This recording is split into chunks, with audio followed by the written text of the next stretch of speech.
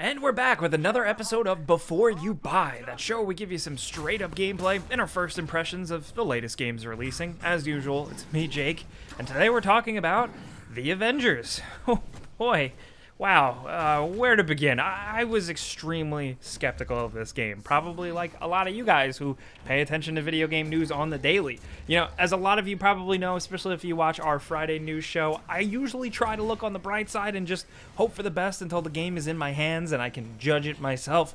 Avengers is a weird product. There's a very cool story and just general Marvel appreciation and passion in here, surrounded by a bunch of games as a service type stuff thrown in to make the game longer and generate more money, straight up. Like, the campaign surprised me. They really did. It's got some great moments and was a fairly enjoyable playthrough with some blatant flaws, but it's got heart and it's got Marvel goodness, and it was an interesting and enjoyable but repetitive playthrough.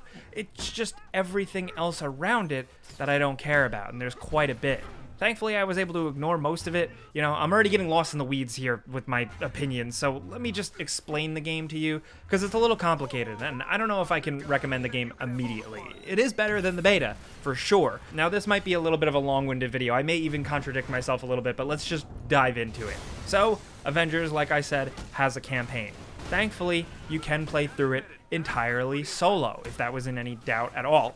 There's a lengthy intro, and then you are given a hub and a mission map, which allows you to pick story missions to advance the plot, maybe invite a friend to play along with, and also do optional side missions, often related to subplots for specific characters. Many of these missions take place in larger style areas where you can then kind of like roam around and run and jump and fly and find more loot. You can even revisit certain stuff and ramp up the difficulty for more rewards. Loot that you get gives your characters better perks and buffs and stuff like that, like more damage, better chance of a critical hit, stuff like that, you know. And then, of course, in your hub, there's faction missions, which have daily missions, and these missions earn you faction experience. These are passive things like kill X amount of enemies with your ultimate ability. Getting this experience ranks up your factions, and you can gain access to better gear from specific faction vendors. Then there's a cosmetic vendor. There's a traditional action RPG style skill tree for each character. Then there's a fabricator thing, which you can decode a thing to get more things. There are collectibles, some of which are actually interesting. Then there's challenge cards for each character, which sort of seems to work like a battle pass, but you need to use currency for them. Then after you complete the campaign, you're able to just engage in general multiplayer chaos and jump into worlds and do endgame stuff and just kind of grind while playing with friends or matchmaking with randoms. And Yeah, it's that type of game. It's very much a games as a service type of game. It's going after the Destiny model, the Division model. So with that being said, keep in mind I'm talking about the game within its first few days of release. You know, it could over time become a much better game with awesome, cool endgame content, or it could not. Combat is fairly straightforward, you know, a dodge button, heavy attacks, light attacks, and special attacks you spend a meter on. Then, of course, you also have an ult, which you hit 2 buttons to activate.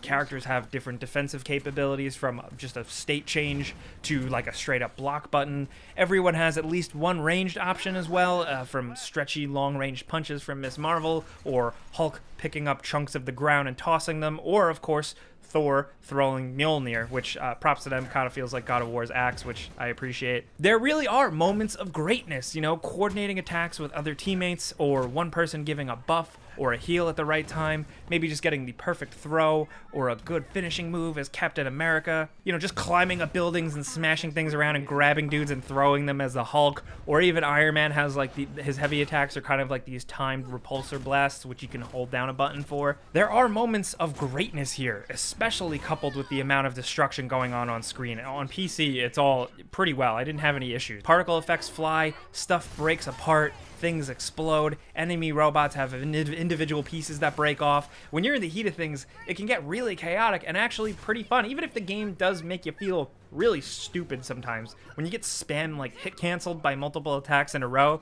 it makes you feel not very superhero-like. You know, once you get towards the, you know, the post-campaign stuff, then it makes you really feel like a badass, but still, sometimes it's just weird. But actually, all the gameplay, to me, just got mind-numbing after a while. You know, so many of the missions feel the same and boil down to the same thing. Go somewhere in this big environment, fight your way around, then go into a giant building or an aim bunker or a secret lab and punch more bad guys and then collect some more stuff, hit the elevator button, rinse, repeat. For the main campaign, there are some great action set-piece moments throughout, you know, especially the ones that introduce new characters into the story. They really make you earn each character and really feel it, especially pretty early on. The Iron Man mission is a great standout. But all of these great moments are peppered with these lame sections that just feel uninspired and grindy and just kind of there as filler. And some of the missions go as far as making me do these frustrating defend a small circle style missions where you have to stay in the circle, and multiplayer style point capture missions like hold down point A, B, and C and run around between them to fend off enemies. I mean, really? Like, I wish they thought of something more than that, especially because when the campaign is good, it's good. So the more uninspired stuff really stands out. But with the disappointing loot system, it just gets in the way. You know, through the campaign, I just kind of kept equipping the next best stuff that I picked up and dumping the occasional resources into it just to keep up with the campaign, but ultimately, I did not care about the loot at all. There were points where I've actually seen crates in the environment and I just didn't care and didn't go near them. These loot type systems are supposed to hook you and make it feel satisfying, and to me, it did neither of those things. It takes a long time for any of the loot to feel substantially meaningful, and by that time, for me, it was too little too late. The loot also isn't really cosmetic, so you don't even get that base level satisfaction either. The game's complexities just don't add to the experience, like the fun factor, or make you feel much smarter, or really anything like that.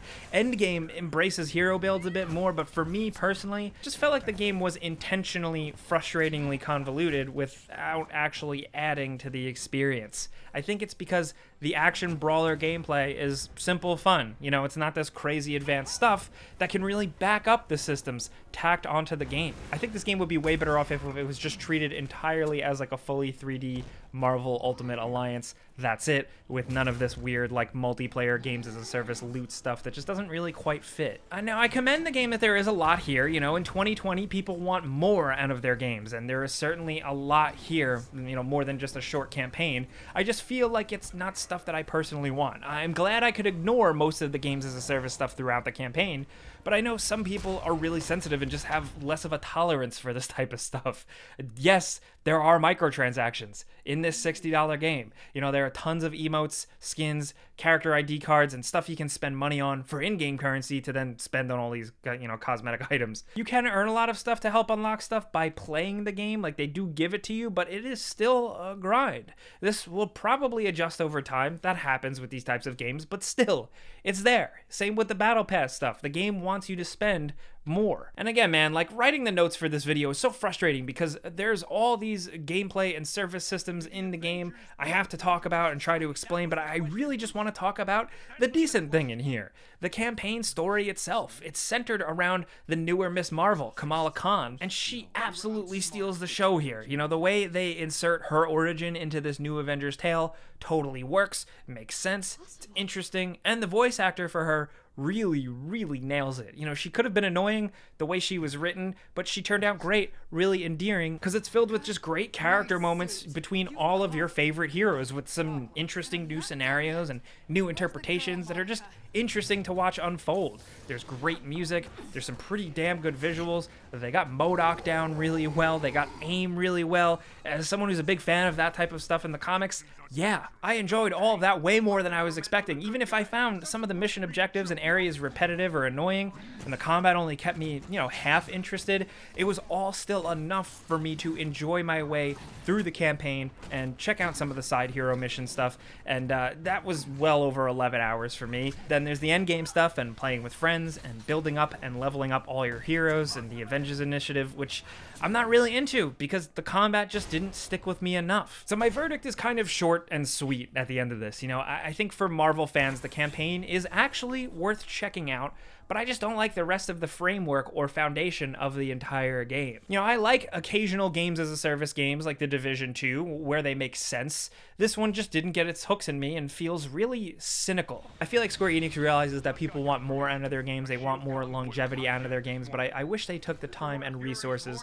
and spent that on just making a bigger, more massive campaign and just a perfect top to bottom single player experience more than this like hybrid campaign single player slash also games as a service Destiny style game, because for me it just flat out doesn't work. You know, I'd like to jump back in when there's more characters and more content added in, you know, just to see more cool Marvel stuff, but I just don't really know if I will, since the gameplay didn't quite do it for me. So I'd say maybe when this game is on sale, for Marvel fans, check out the campaign, because ultimately it's not all as bad as I was expecting, actually pretty good in parts, but I also kind of still managed to leave disappointed. Again, like I said in the beginning of this video, I'm going to contradict myself a lot, but that's a before you buy. I gave you some pros, some cons, and some personal opinion, so now I want to hear yours down in the comments. I'm sure a lot of you guys have jumped into this game already. A lot of people played the beta. I still think the beta did not leave a good first impression, but I still don't think the actual impression is much better. I also had a very hard time breaking down and explaining this game because there's just too much and none of it felt necessary. So I want to know what you guys are thinking on the systems,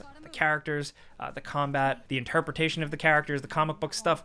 Let's talk about all this down in the comments. If you enjoyed this video and maybe you learned a thing or two, clicking the like button does really help us out. We really appreciate it. And if you're new, maybe consider subscribing, hitting that notification bell, because we hit 6 million subscribers, which is insane, but we're really happy you guys are all here, for real. But hey, as always, thanks for watching. We'll see you guys next time.